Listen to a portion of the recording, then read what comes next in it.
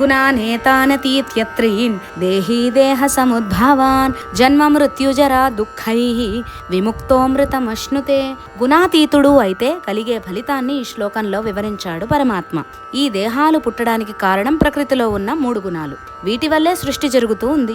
ఈ 3 గుణాలు దాటితే గుణాతీత స్థితి గనక చేరుకుంటే ఈ ముసలితనం, రోగాలు, వాటి వల్ల వచ్చే దుఃఖాలు, మరణం, వీటి నుండి విడిపోవచ్చు. అదే మోక్షం, అదే ముక్తి, అదే అమృతత్వం. అంటే మృతం లేని స్థితి. సత్వగుణం మంచిది అని అంటుంటారు. అది మంచిదే, కానీ దానిని కూడా విడిచిపెడితే కానీ మోక్షం రాదు. గుణాతీత స్థితి, నిర్గుణ స్థితి కావాలి అంటే సత్వగుణాన్ని కూడా విడిచిపెట్టాలి. ఎందుకంటే పరమాత్మ నిర్గుణుడు. మనం కూడా ఆ నిర్గుణ స్థితికి చేరుకుంటే కానీ పరమాత్మలో ఐక్యం కాలేం.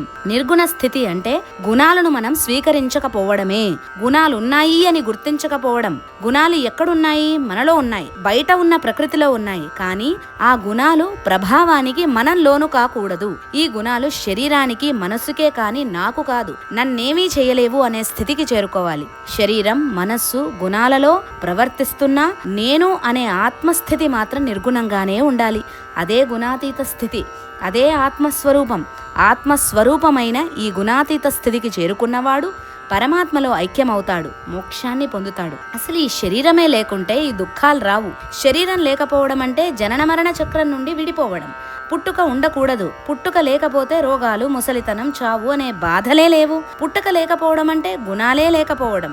కాబట్టి అందరూ ఈ గుణాతీత స్థితికి చేరుకోవడానికి ప్రయత్నం చేయాలి. అది ఒక్కసారిగా రాదు. తామసంలో నుంచి రాజసంలోకి, రాజసంలో నుండి సాత్వికానికి, సత్వగుణం నుండి గుణాతీత స్థితికి రావాలి. దానినే మోక్షమని అంటారు.